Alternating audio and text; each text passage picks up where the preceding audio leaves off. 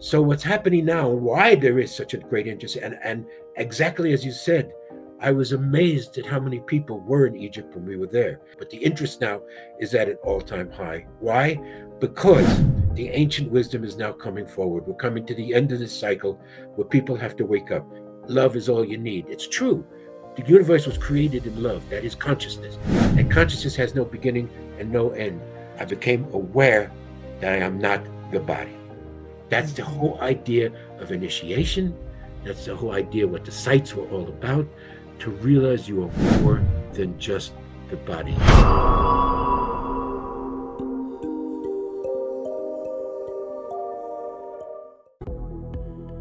Hello and welcome back to Catalyst Talks podcast. Before we dive into this uninterrupted episode, I would love to share with you an awesome new masterclass that I have released called Liberation: Activate Your Power as a Creator. This is a beautiful way to discover the most simple path to unlock clarity, authentic power, and purpose, and liberate yourself from old stories, beliefs, and identities that no longer serve who you are and what you're really here to do. So if you've been listening to the podcast or listening to a lot of other podcasts, and especially on the one you're going to hear today, you might be like, well, what's my next step? How do I put this into practice? This is a perfect opportunity for you to carve out some time for yourself, do a little deep dive, and expand your power as a creator. If you're ready to unlock the magic, go to stephanie-trager.com. Please remember the dash. It's stephanie-trager.com, and you can download this free masterclass as a guided visualization for you as well, so you can activate your power as a quantum creator. Thanks so much for being here, and now enjoy this episode. Welcome back to Catalyst Talks podcast. Today we are exploring the secrets of ancient Egypt, otherwise known as Khemet. And I am so deeply honored and excited to dive in with one of my teachers, our esteemed guest today, Stephen Mehler, archaeologist, prehistorian.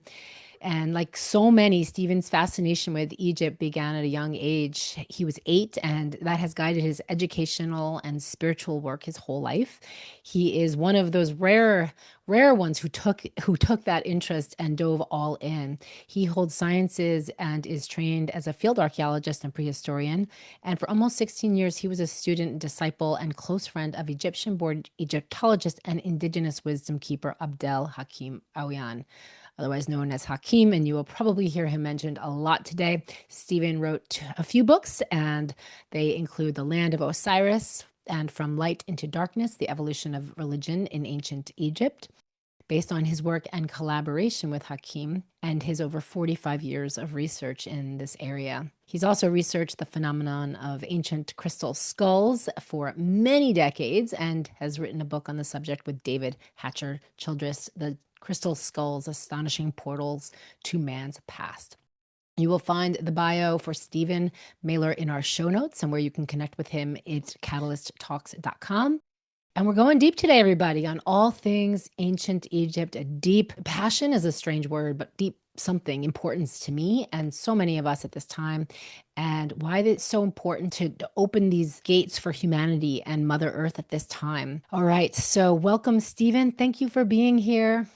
Thank you for inviting me, Stephanie. Yeah, I've just had the deep honor of traveling with you on your final tour to Egypt, learning from your who knows, learning from your unique perspective, reading your books, and feeding my lifelong knowing that I've had lives in Egypt before.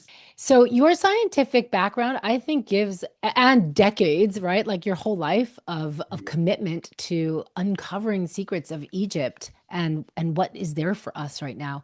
And your scientific background gives credence to the language to these ancient knowledges that you receive from the lands, from Hakim, and everything. And so I want to dive in and ask you, given that there's so much going on around Egypt, people are flying there and flocking there, right, on their pilgrimages. What's top of mind for you around Egypt right now, having just returned? Well, actually, it has to do with what Hakim left us with. He was, as a young man, sent to study with a Sufi master. So what we bring forward in the books and what I gave on tour is ancient Sufi wisdom. Now, people think Sufis just began with Islam, but that's not correct. The Sufis existed thousands of years before written words and passed the oral tradition. So what Hakim passed to us was the oral wisdom of the Sufis. And he specifically came forward now at this time period because he calls this moment we're in now the awakening, and that we're coming to the end of cycles, many cycles. I know you've spoken with Native American elders, with indigenous elders. People talk about a 13,000-year cycle, a 26,000-year cycle, a 52,000-year cycle. Hakim talked about a 65,000-year cycle, but in particular, the end of a cycle now, the last 5,000 years, which is called the Age of Ammon, which is characterized by patriarchy. And that's coming to an end. So what's happening now, why there is such a great interest, and exactly as you said, I was amazed at how many people were in Egypt when we were there. It reminded me a lot of the late 90s and early 2000s when it actually peaked in tourism in Egypt before 9/11. After 9/11, Americans stopped going. Then after the revolution in 2011, it went into a lull period. It's coming back now, and I expect next year, 2026, to be an all-time record for tourism. I was amazed how many people there were on the Giza Plateau, at Saqqara, and it actually interfered with a lot of things that we wanted to do on site because there were so many people. But the interest now is at an all-time high. Why? Because the ancient wisdom is now coming forward. We're coming to the end of this cycle where people have to wake up. Now, Hakim taught us a basic teaching that we're innately born with 360 senses.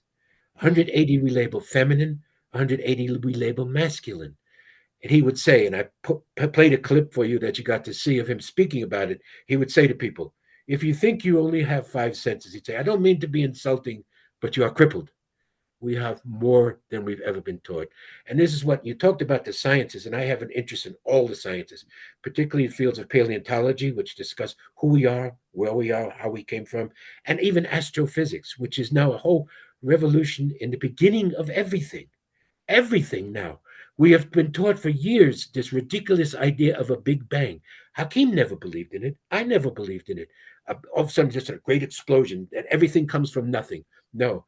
What we have now is one of the greatest inventions that humans have ever discovered, called the James Webb Telescope, which we sent 1 million light years away from us out into space and is taking extraordinary pictures, looking way into the past. We now can see images from 13.5 billion years ago.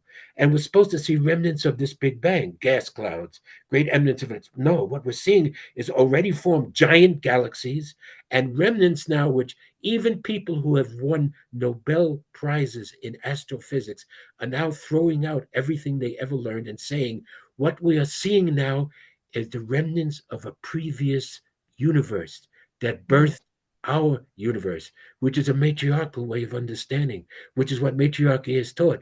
Hakim always told us there is no beginning, there is no end, just cycles upon cycles upon cycles. So we're coming to the end of great cycles now, and this is why people are touchy. And you talked about past lives, and I want to discuss that with you because you were one of the most extraordinary people who came on this tour with me because you wanted to connect directly with the energy of the sites. As we are taught, he hated labels. Labeling things, say it's this, but it's not that. What quantum physics tells us, it's this and it's that too. So what we're talking about is this idea of inorganic and organic, living and not living. That's nonsense. Consciousness is what the universe is made of. Consciousness is love. If you want to say, as the Beatles said, everything is love. Love is all you need. It's true. The universe was created in love. That is consciousness. And consciousness has no beginning and no end.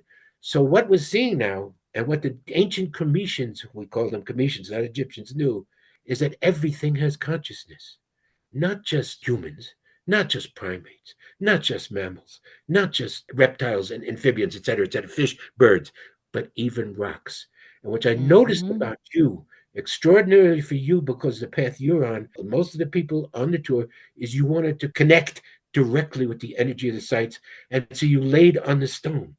Hakim taught us that the stone speaks to us. It speaks to me, and now it has spoken to you. And I want you to share some of that with us because your impressions at the sites are amazing.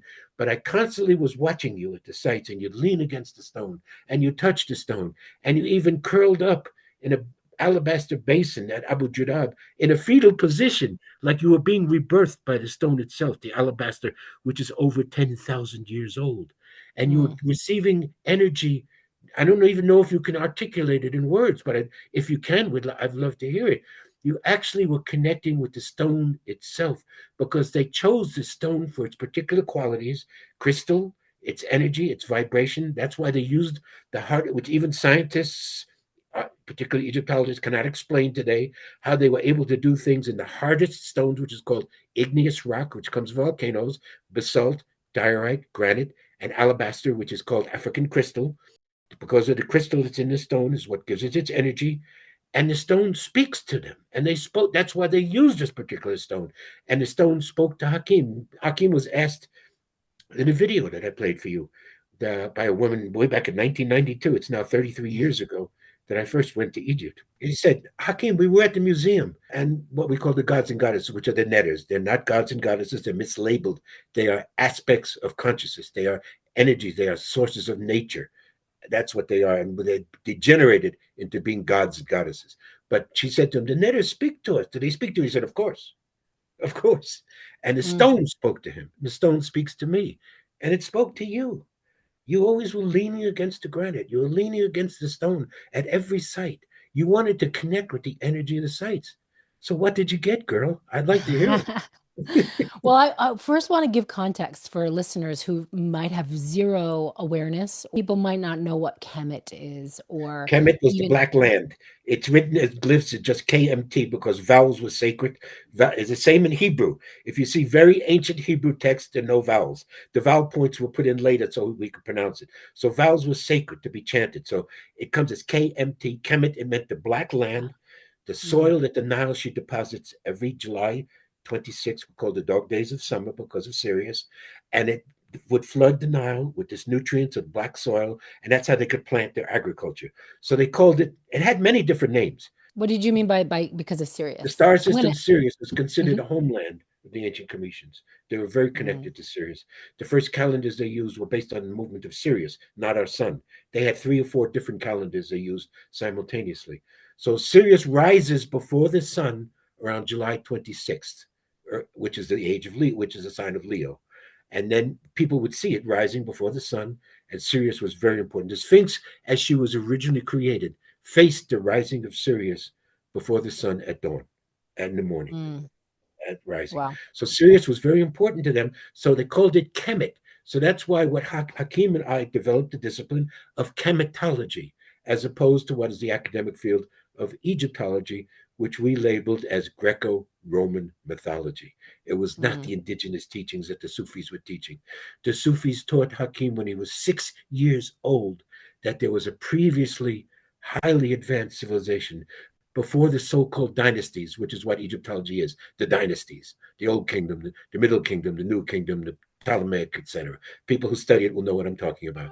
But we never had, it was all Kemet. So when we say Kemet, Khemetians, we're talking about the original people over 10,000 years ago. And it was only because of the land and the soil, the black land, not black people, which has been incorrectly demonstrated that all the Khemetians were black. They were not. They were all races of people. Race was not a thing that they discussed. To the ancient Khemetians, it was only important who your mother's tribe was because it was a matriarch. This is one thing he taught, which I learned before I even met him. In 1978, I got my second master's degree from San Jose State University in front of the Women's Studies Department, in front of a lot of radical feminists, where I talked about the fact that ancient Egypt was a matriarchy. And I named 5 women for certain, 7 possibly, I say 7 now for sure, women who actually took the male role as king in Egypt. There was no word in their language for queen because they were not lesser. Per means house. Was the high house. That was the woman's house. The Greeks turned it into the word pharaoh, pharaoh. So when I would give my lectures, Stephanie, I would usually start off right at the beginning and saying, each one of us, including myself, has used the word wrong. There were no male pharaohs. mm, He was the Horus. He would be the one that the woman would choose. There was no word in their language for marriage, husband or wife, but she would choose. The only word we can say is to be her consort, to have children with. And he would be the Horus, the king, later became the king. But 5 women took the male role as Horus.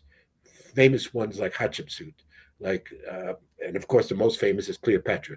But she was the 7th woman with that title. So technically, the woman that we know in history as Cleopatra was Cleopatra the Seventh, and she was the last king of Egypt. Egypt. Kemet starts with a king, with a woman as king, which is what the Sphinx represents, her face, and ends with a woman as king. So it was a matriarchy. This was immediately when I met Hakim and he started talking. First, he would say how old the Sphinx was, 52 to 54,000 years old. Right. 52 to 54,000 years old. And I can explain how he came up with that date because the Sufis didn't deal with dates. They just told him the Sphinx was much older than what is taught. The civilization is much older than was taught. He would come up with the dates, but they were only estimates. When we put a date on something, it's only an estimate. I will, unless you were actually there at that time period, you don't know exactly. So dates are only estimates. So how he came up with that date is he was told when the Sphinx was created, she faced the rising of Sirius before dawn, and then the sun coming up right in front of her face at noon. But when he was a boy, because he was initiated in Sufi wisdom, he would go in before dawn, sit on the Giza plateau behind her, and watch the dawn come up, the sun every morning. And he noticed that she comes up now, the sun, at 2 o'clock, not at noon.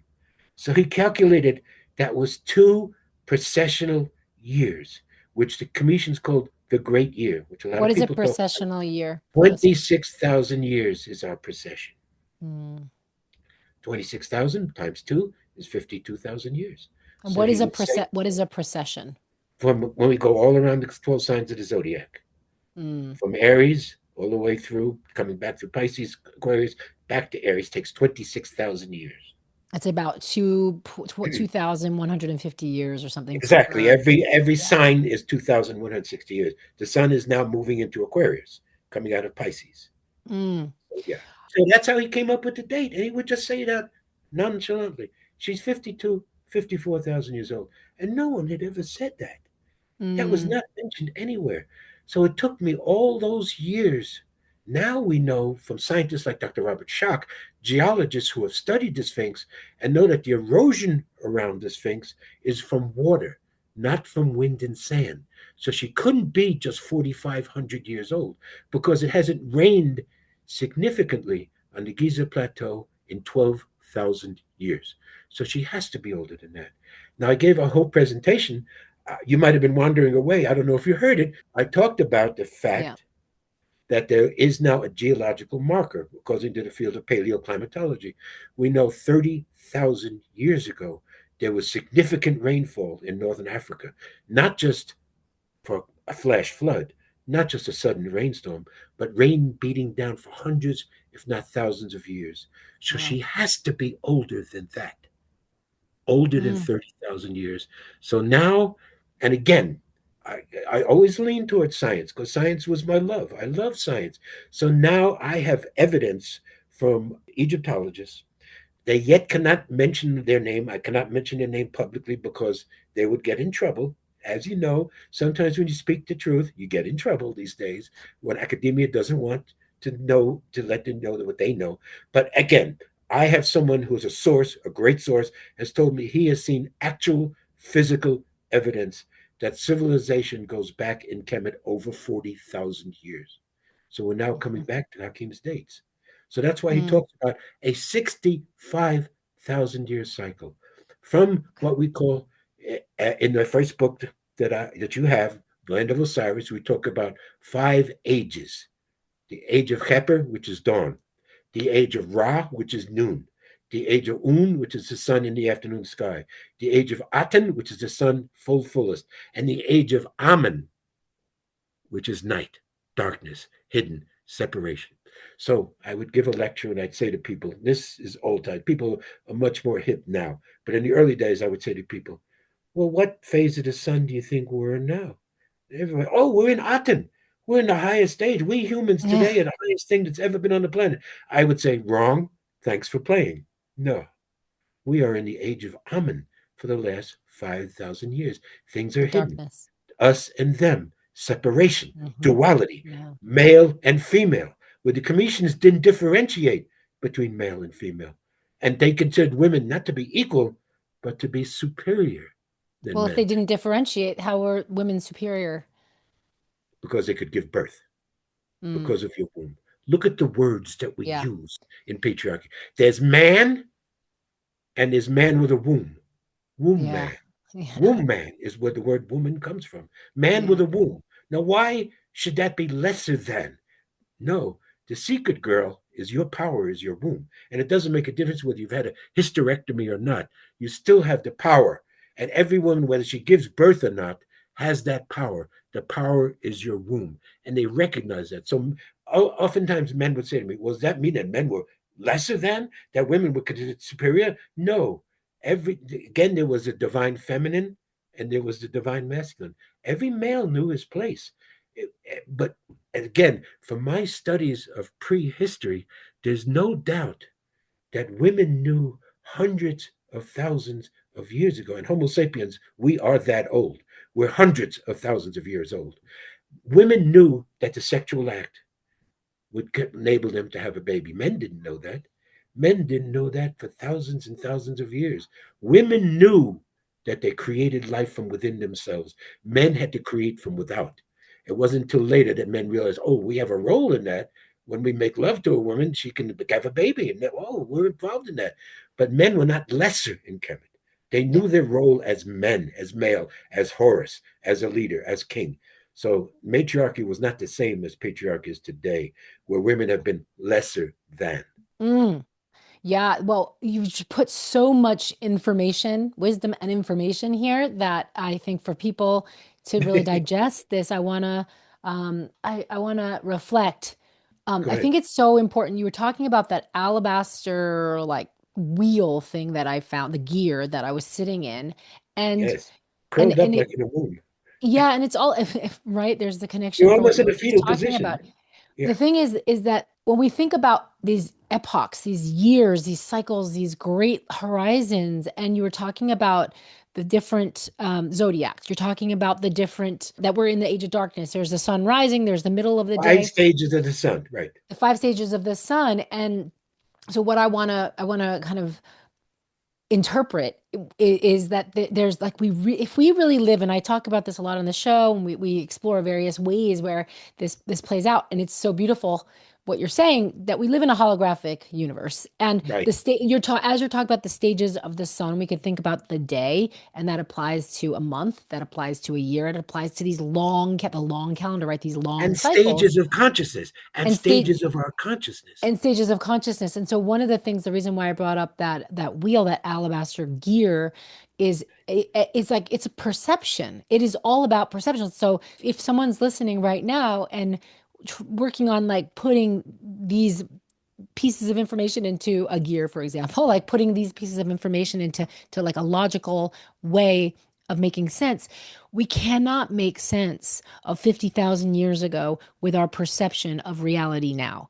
Like, so that's the window that I want to like just remind folks that if we think about, well, that can't be true, or well, that doesn't make sense. It only doesn't make sense if we're really applying the logic of what we consider like reality right now, Left brain. right? Left brain. Yeah, and so from my experience, as you asked before, my experience in the places where we went Right. and listening was, it wasn't like, what do you have for me here? Where people go on pilgrimages a lot of times, like seeking for themselves, which is important, right? Though I was really open, and I did not read your books before going. I did not really even study. I've just known what I've known for my whole entire life. And I Right. went to receive what I needed to receive. And so it's fun hearing you teach now, because even there I could only receive so much information. And as you're speaking now, I'm thinking about, oh yeah, the glyphs where the woman was always bigger than the man sitting in the chair. Like, oh, all of these things that make sense now. Yeah, I actually I saw ancient, what was there Mm-hmm. tens of thousands of years ago. I Because you saw were that. there. Because you were there.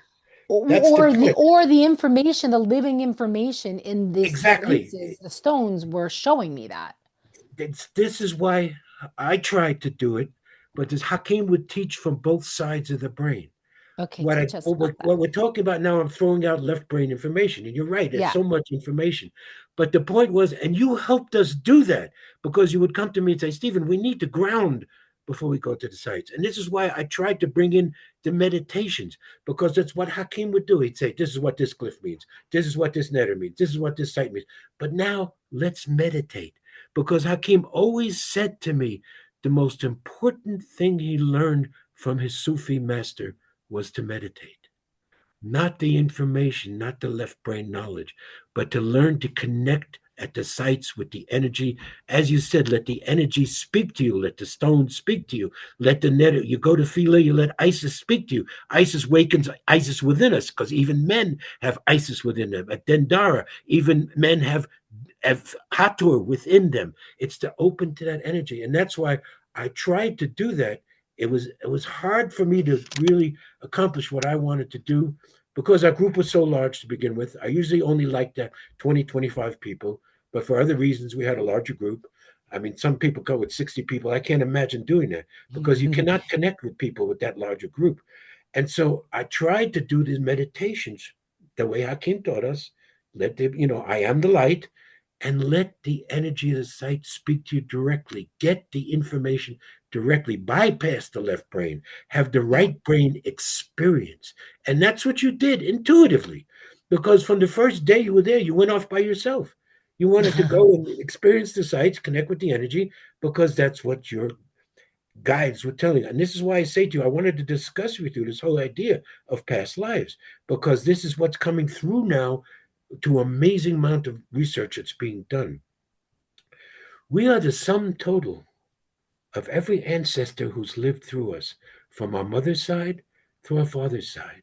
It's not in our brain, it's not in our memory, it's in our very souls, it's in our DNA. Now, Hakim would teach, and this is in the second book, From Light into Darkness, that there's a difference between reincarnation and resurrection. He didn't believe in reincarnation.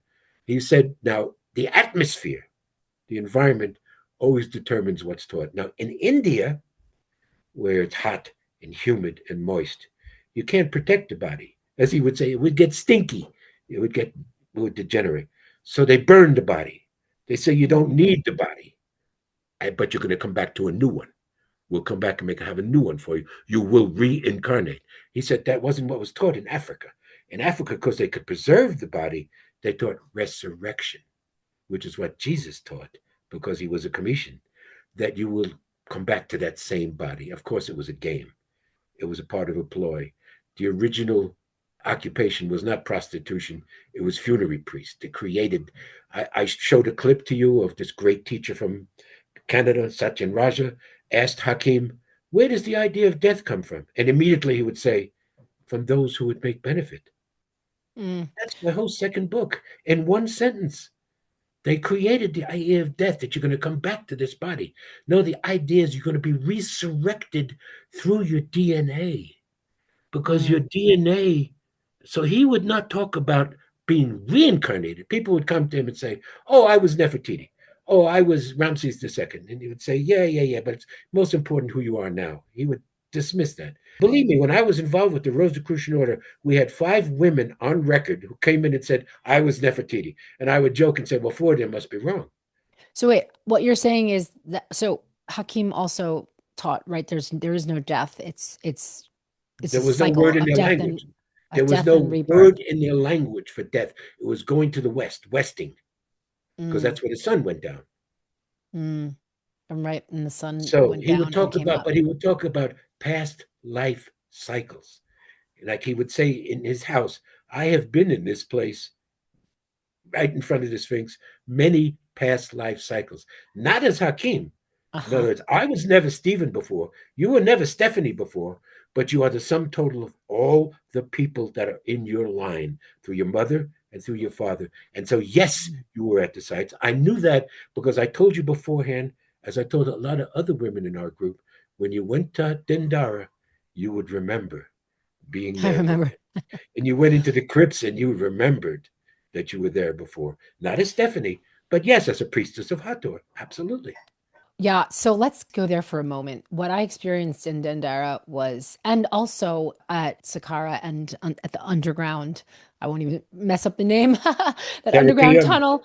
Yeah, the Serapeum. And in all of these different places, I experienced very different things and visceral, like multidimensional Yep. transportation. And I want to ask you to talk about the technology aspect. That was something that I appreciated. Everywhere we went, your eyes were focused on like the advanced technology. And, Right. you know, again, like we're not just speaking about history, we're speaking about a living intelligence. And I've recently had several different folks on the podcast speaking about various different origin stories. And they all are this, including how you teach the Khemetian wisdom, it's very similar, right? And that there, and Right. now more, this advanced science of plasma and plasma intelligence is Right. emerging to basically scientificize this. What what is it called? The neteru, the The Tidu. information Hmm. field. Hmm. So yeah, talk about the advanced technologies and what that has to do with this intelligence in the field that's all pervasive. The fact is that when we're in the age of Aten, which is the previous age to now, which we date the pyramids as being over 20,000 years old, the Sphinx over 50,000 years old. How did they build it? Well, when I first got involved with Hakim, he immediately knew my background, my love of archaeology and geology. And he said, Stephen, for your work with me, I want you to concentrate on two things: sound and water. Yes. Sound and water. The knowledge that the ancients had of both and the interplay of both.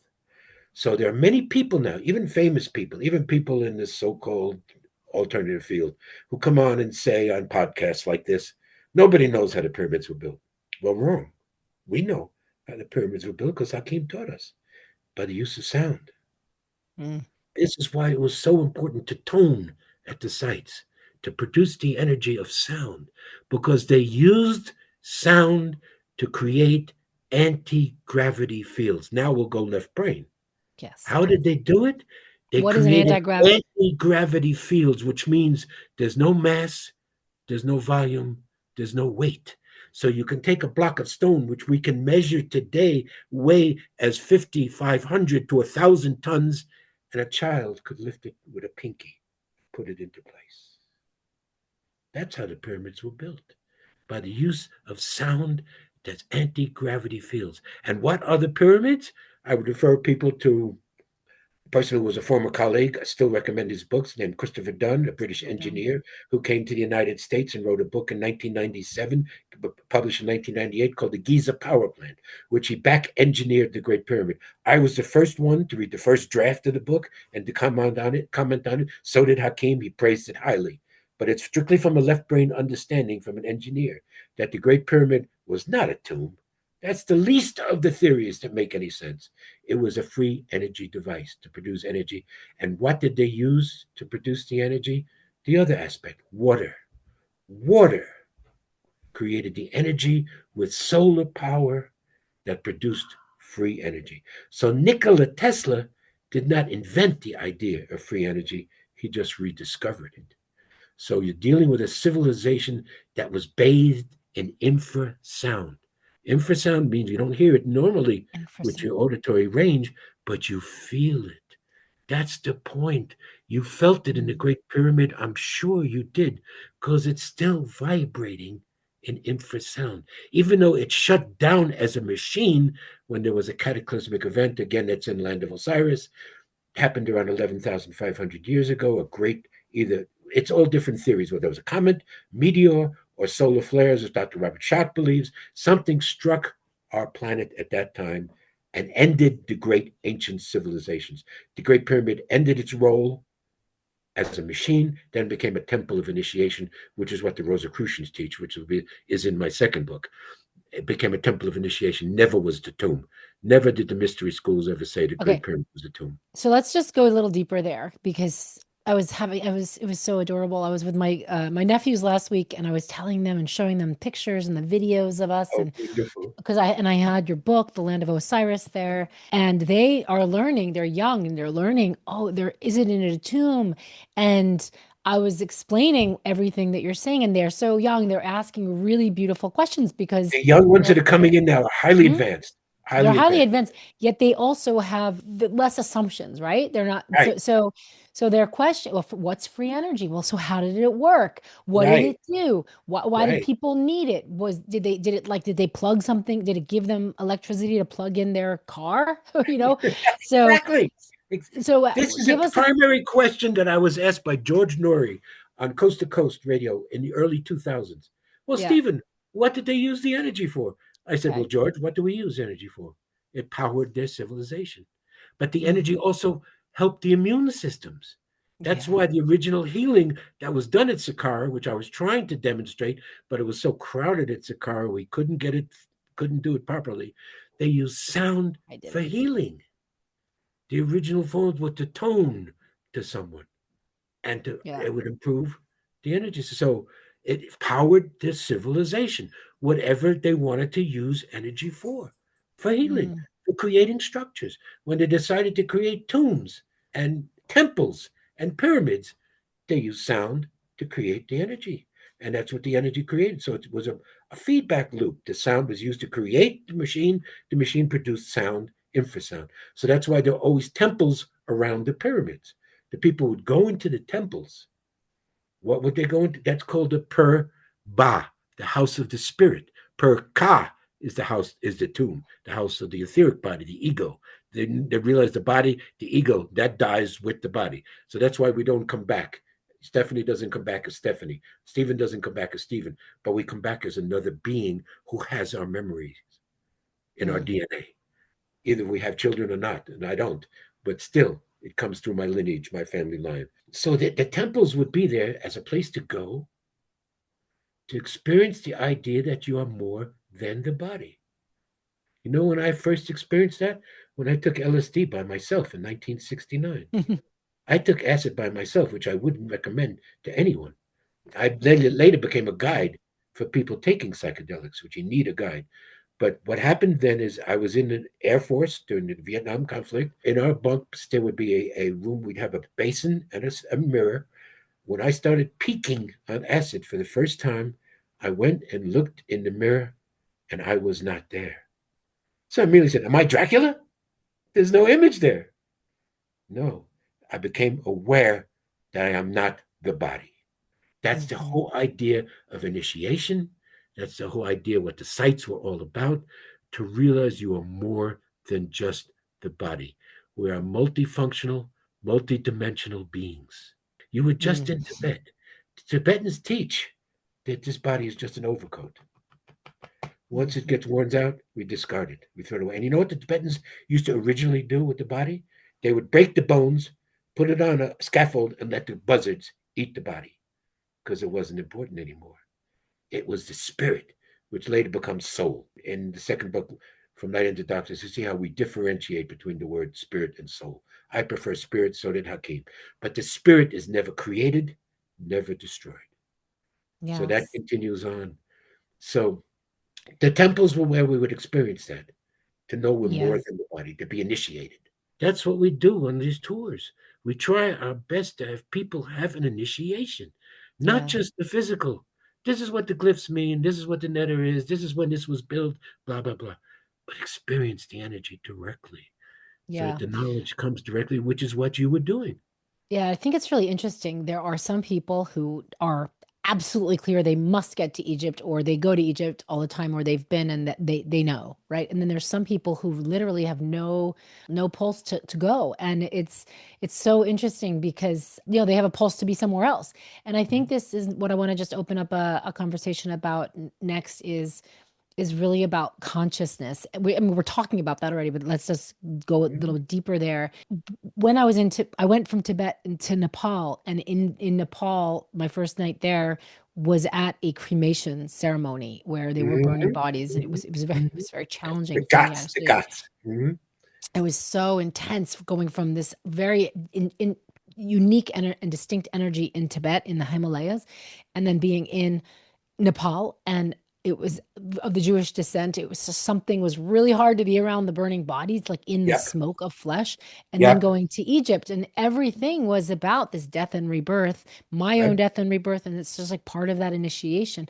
So Yep. we're talking about stones as like frequency modulators. Each of the different sites for me, it told a story, and Yep. I was tracking what was being taught and shown, and then there's Egyptology, as you talk about, which is, say, textbook history, and then you guys were teaching the undercurrent, the layer underneath, and then there's Right. the underneath and underneath. Right. And one of the things that was so, I mean, in Dendera, for example, so Dendera is this temple where on the ceiling is just calendars. It's calendars, it's time. And it just, something clicked so profoundly there around the cycles of consciousness. And so you've touched on this a little bit. I want you to talk about, from your experience, you've been on this journey for 40 something years, right? Many folks are kind of just waking up to it now. What is 57 so, years. yeah, well, 57 years, what is so important? Like, how is it different now? I mean, was it really, really secretive back then? We didn't have podcasts. Well, again, What is it yeah, now? yeah. Hmm. To do it from the left brain, what you're going to, the temples were built at different time periods. So Dendara, as we see it today, was built by the Greeks in the Ptolemaic period. The Greeks were obsessed with left brain, us and them, right and the right. So they were obsessed with time. So that's what you see, the astrology, the time periods. But what they did was they always carried knowledge that was from the past. To the old kingdom, they carried the oral tradition and they put it on the walls. Even though they didn't understand it, they were looking Yeah. at it from a left brain understanding. They still carried the ideas of cycles, cycles upon cycles upon cycles. So the idea is to know that we are beyond that. Once we get to understand that, us and them, Jew, Christian, Muslim, all of this Hmm. nonsense, black, white, are these are all nonsensical labels which serve to separate us. The Yes. idea was captured by James Madison in the first three words of the Constitution, which he adopted from a Native American, the Haudenosaunee understanding. We the people. Hakim taught the idea the word was the sesh, Sesh, the sesh. It meant the people. It didn't mean male, female. It didn't Mm. mean black, white, yellow, brown, red. It didn't mean Jew, Christian, Muslim. It meant all of us. We are all brothers and sisters. We are all born of the same mother, which Mm. is the universe, who's born from a previous mother. That's why I said in the last post I put up on Facebook, and I recommend everybody who's listening, if they're on Facebook and not friends with me, get my name, go on my last post, We'll because I share that. say at the very end of it, there was only the Great Mother. Everything else is just diversion. So Hakim would say to me and Patricia, our objective, taking people to the sites, to going from one site to another, is to create healthy sesh. And the order that we went is the order I tried my best to recapitulate the way Hakim would do it. Start on the Giza Plateau and end on the Giza Plateau. But each Hmm. site we would go to was a different level of awakening of conscious till you finally come back to the Great Pyramid, which is the final initiation. And what was the final initiation? Even through historical times, Napoleon went there, Jesus went there, I'm sure, to experience death without actually having to die. That's laying in the box. The And the box, there's a box is box in made there, of everybody. Aswan granite, still vibrates. And Hakim's son Yeah. and I, Yusuf, when we would do it, we would lean over the side and we would tone to people as they laid in the box. And the greatest out of body experiences I ever had in my life were not from psychedelics, were from being in the King's Chamber of the Great Pyramid. As you're talking about the Great Mother, we all come from the Great Mother, and we're talking about past lives, and we're talking about our DNA and our lineage. It's fair to say that the Great Mother is our lineage. So literally, Mm-hmm. like, there is no, our mother's bloodline. It's not really a Mm-hmm. bloodline. We're talking Mm-hmm. about full on consciousness and the Mm-hmm. field, right? So what is it that, if that's true, is it like holding duality there, or is it true that it's like, what is that pulse that says I was from here, or I there's an intelligence here that my body It's and it's being the knows? awakening. It's what he called the time now, the awakening. I once gave a lecture in front of 400 people at Rosicrucian Park in San Jose, California. And I was saying to them then that people now are going to wake up in the middle of the night and know something you did not know before. And I saw a woman in the first row hitting her compadre and saying, see, I told you. There was my Mm. verification right there. Mhm. That's what Hakim would say is going to happen now. We will know things that we did not know before as we awaken.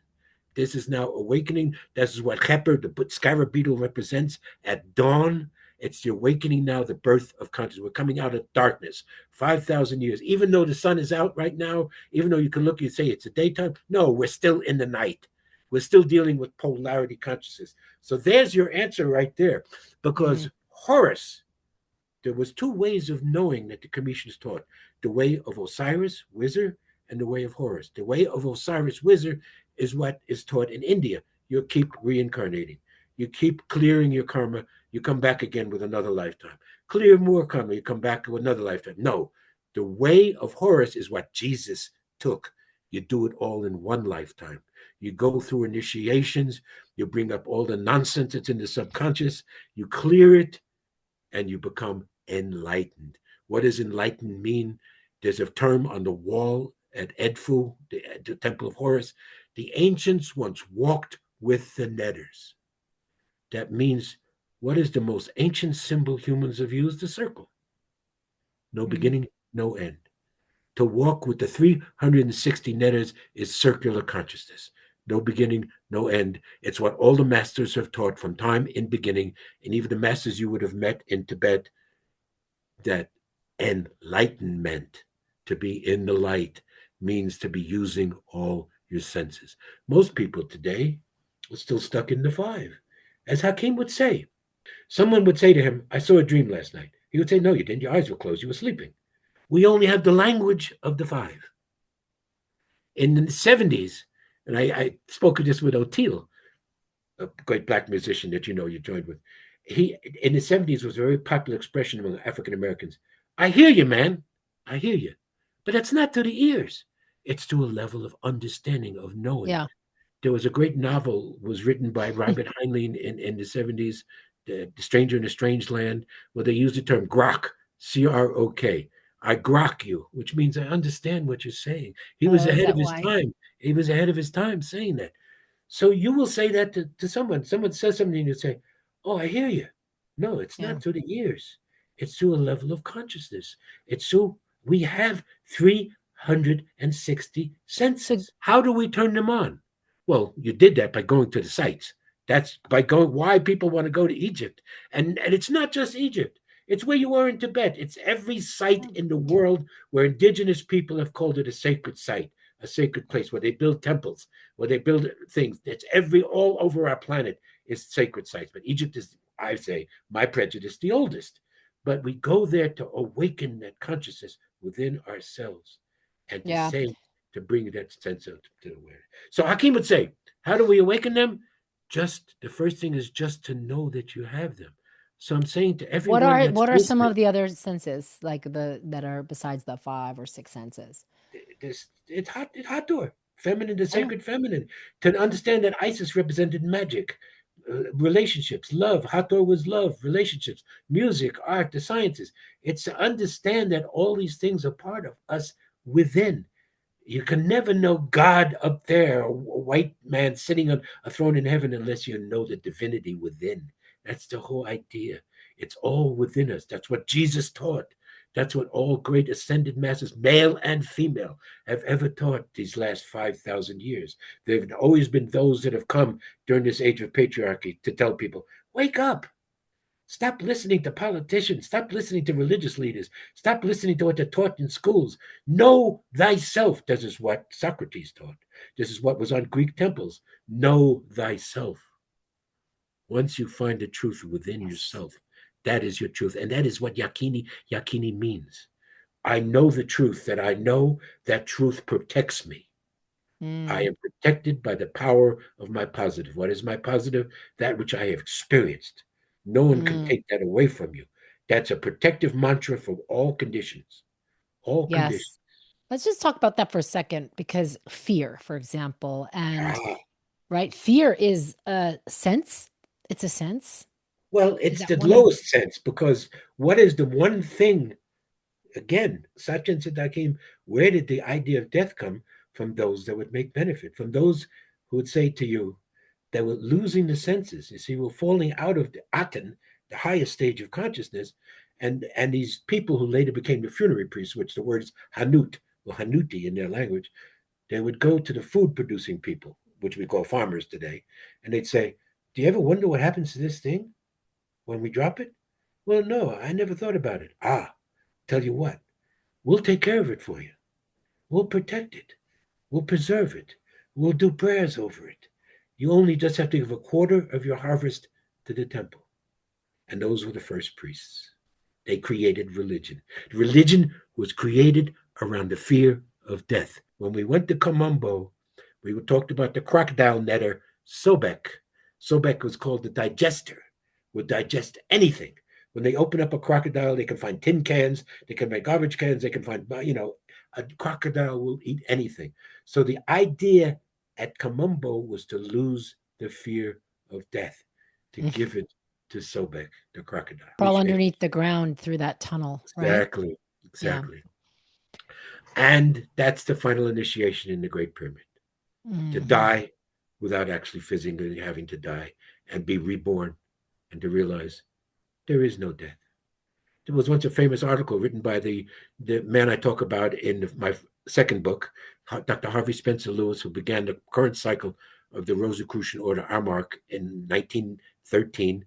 He wrote an article in the Rosicrucian Digest in the 30s. I still have it, where he's saying, "I believe in no death. There is no death." That's what Jesus was teaching. Jesus wasn't saying, "Worship me as God." He was saying, "Follow my path, follow my initiation, and ye will do greater things than me." That's what he spoke. That's in the Gospels. To know that there is no death. That's the whole idea when they rolled away the stone and Jesus came alive because he didn't die. He only lost consciousness on the cross. This is left brain stuff. There's books about this. I can tell you many books where they talk about Jesus just was given an herb that he lost consciousness on the cross. He was able, it was a fakir. He learned from India how to reduce his breathing to just 1 or 2 breaths a minute. So they thought he was dead. They put him in the tomb. They rolled away the tomb. He comes out. "I am the resurrected Christ. I am the one who has defeated death." And where does the Christ come from? It comes from a Khemetian word, Misu, which becomes Messiah in Hebrew, Messiah. It means the one who has defeated death. Mm. And that's the initial. So you talked about the fear. Yeah, that's the greatest thing we have is the fear of death. That's what causes wars. Is that one of those Uh, 360 it's a senses? lesser sense. It's a duality. It's Yeah. separation. It is what Set represents. Set represents duality, conscious creation. So he represents the idea that, oh, we separated from ourselves when we die. No, the Mm. idea is to become wizard, which is Osiris, which means to be complete, to get beyond duality. So the fear is duality. Yes, it is a sense. It is necessary to know that to go past it. You have to understand duality, us and them, separation. But one of the key Mm. phrases when you get to from light into darkness, there were 5 things that Hakim taught us from the Sufi wisdom. There is no time. Time is an illusion. There is only the Mm. now. There's only the now. There is no death. Yes. There is no separation. There is no Mm. soul, and there is no God. The last two are the hardest for people to understand. I've had people write to me, "You are a God." I mean, they'd call him in the village because Hakim wasn't a Muslim. They'd say he was a godless man. There was no one who was more connected to understanding of God than he was, a godless man. Come back to there's no soul, because you've talked about that, and you've also mentioned that there is a soul. So what do you mean when Spirit. the Soul means that we're separate, that an Mhm. individual consciousness. There's no, at the end of, when you get through from light into darkness, you'll see a famous quote from Satya Sai Baba, where he's talking about the word Jivatma in Hindu, which means soul. He said, "There's not billions of Jivatmas. There's only one. There's only one soul. One spirit? We are just aspects of the one." So that's why we prefer to use the word spirit, which is in everything. Mm. The spirit in the rocks that you were laying on, the spirit of the stone was speaking to you. Yeah. So that's why, Yeah. that's the only way. That's why we say there is no God, meaning there's no creator separate from creation. Creation and God are the same thing. There is no separation. The universe is our creation. There was a previous universe. There is no separation. So that's why Yeah. there's no God. There's no white bearded white man sitting on a throne. In the greatest person who dealt with that was George Carlin, who did a wonderful story about religion is the biggest bullshit story that's ever been told. There is actually, I love when I work with the energy of soul and teach on this, ever forever being a student and teacher as well. But I find that the soul is an access point to a different dimension It's of just a our matter of reality. semantics. It's Yeah. just a matter of Yeah. the words itself. That's all. Because I had a man who completely refuted that because he said, my wife works in soul retrieval. What are you talking about? There's no soul. I Well, do it's too. I do. returning to Yeah. source. Soul means returning to source. That's Yeah. all it means. Yes, and I also work with this in soul retrievals, and it's more than semantics. It's actually in the context of everything we're talking about. For me, that the way you're explaining there is no soul and how Hakim taught, it's one of our dimensions. It's a perceptual lens of one of the dimensions in which we could perceive reality. This reality, past, no time, right? And no separation. And no So there's no separation. separation from creation, creator, from soul, Yes. spirit. We prefer to use the word spirit because it's a word that's used by all indigenous people. Native Americans prefer to Yeah. use the word spirit. It's because everything Spirit has to is the do one. with consciousness. Yeah. Consciousness is all there is. Let me ask you this as we're in our final epoch of It's our amazing how time fast here. the time goes, doesn't it? Ah, I love you. I'm curious to know, you've had such a long journey and as a teacher, a writer, a researcher, and a pioneer in this transmission of Khemetian wisdom. And what is your legacy? How would you speak to that? Just what you and I have done for the last hour and a half to pay it Yeah. forward. That's all Yeah. Hakeem. I mean, I don't want to get into it, but this is why I've been looking for a disciple for all these years. Someone who would be, as Hakim knew immediately, I was the one he could transmit it to. Then he found Patricia and he Yeah. knew she was the one he could transmit it to. But it is everyone who's read my books, everyone who's come to Egypt with me in different degrees of understanding. That's the legacy. I have to teach it. Mm. I have to share it. That's my pay it forward to him. That's my legacy to him. That's why this whole tour that I did with you was an homage, a paean to him who taught Yes. me this, who chose me to be the one to share it. I choose you. I choose Jeffrey. I choose Otil. I choose Dominic. I choose all of those who sat up and listened and will teach it to their children, teach it to your nephews, which is beautiful, to the young people. This is incredible, Stephanie, because They're so yesterday interested. I just went down to renew my Colorado ID. And when I came to the woman, she asked me questions, blah, blah, blah, and she looked and said, "Oh, that's a beautiful ankh that you have." I said, "Oh, thank you. I just came back from Egypt. I led towards Egypt." She said, "My daughter is obsessed with Egypt. She wants to go. She wants to find She wants to find Cleopatra's tomb because it's been on the internet. This woman's been searching for on Smithsonian on the History Channel. She's been searching for Cleopatra's tomb for 30 years. She thinks she's getting close. She will never find it. But she said, so I said, "How old is your daughter?" She said, 16. Uh-huh. She wants Amazing. to know what the hieroglyphs mean. I said, "I could Wow. teach her. Have her contact me." He said, "I can't do that. It's against the law for me to use my information that I got from you and to pass it." I said, "It's okay with me. I give you permission if you can." But Mm. she's 16 years old, Oh, wanting, because it's a law that if you're dealing with somebody in a thing like this, the ID, you can't use their information and pass it, use it personally. I told her she could. I gave her the permission. I said, "If your daughter wants to go on Facebook and look me up, go ahead." And but she said, 16 years old. I said, "Does she want to become an archaeologist, Egyptologist?" "Oh, I don't know. She's too young for that." I said, "Well, let her nurture it. If she's yeah. obsessed, want to know, because that was Hakim." I'll pass this last story. He was 8 years old. The Giza Plateau was his So are playground. you. Yes, So it's. was I. He goes on the Giza Plateau. He goes into a tomb. He looks up and he says, "I have to know what's written on the walls." At 8 years Mm, old, I have to know what's written on the walls. And he did. That was his life's journey. He did. And mm. so if she's obsessed with it, nurture it. Let her go. Let Yeah. any of your nephews. Otil wants me to pass it on to his son, who's just young. He's just a Yeah. kid, but he's born on the same day as Hakim's birthday. Mm.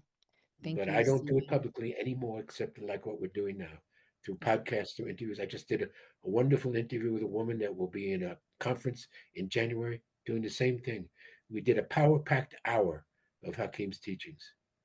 Yeah. And you and I just did a power packed hour and a half, it looks like now. This is why I felt connected to you. Let me point this out because I want your people to hear this. People come on the tour just to be tourists, just to, okay, we're going to Great Pyramid. I had that experience. But the real seekers come to want to know. But one of the first conversations I had with people, you joined in. And right away, I felt a connection to you. So what would happen after that? We would gather at night, sometimes down below, and people would come around, talk about, and oh, I'm tired, I have to go to sleep, and they would go. And you would say to me, yeah, I'm tired too, but you wanted to keep talking. You wanted to keep talking till you absolutely couldn't stay awake anymore because you knew there was a connection between us. You knew you had been there before. You wanted to know the real knowledge, just like you've been doing for the last hour with me. You wanted to know the truth that's been handed down to me. Thank you. Thank you. And I'm excited to hear how this, how this conversation expands people. And if you are receiving any wisdom here that I would love to hear you comment and let us know what's Beautiful. something that, what is one thing that you're really taking away. There's so much information poured in to podcasts in general, and especially right here.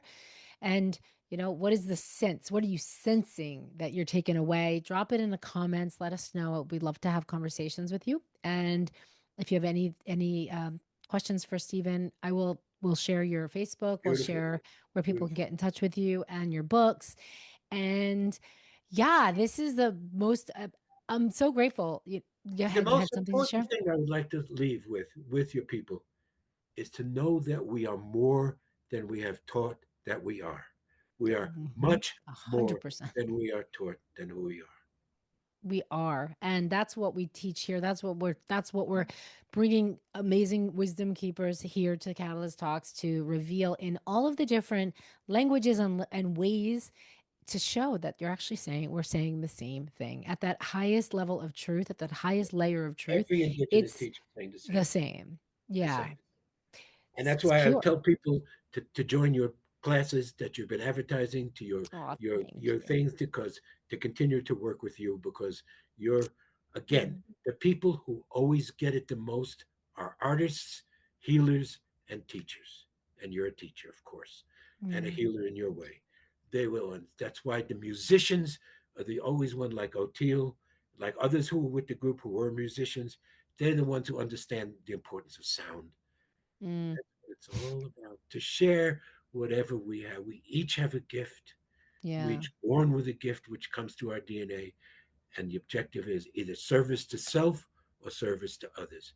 We choose the good wolf, the two wolves I spoke about, to service to others, and that's to teach. And that's what you're doing through your podcasts, doing through your classes, is teaching what you have come to know. Thank you, Stephen. Appreciate you so much. Thank you.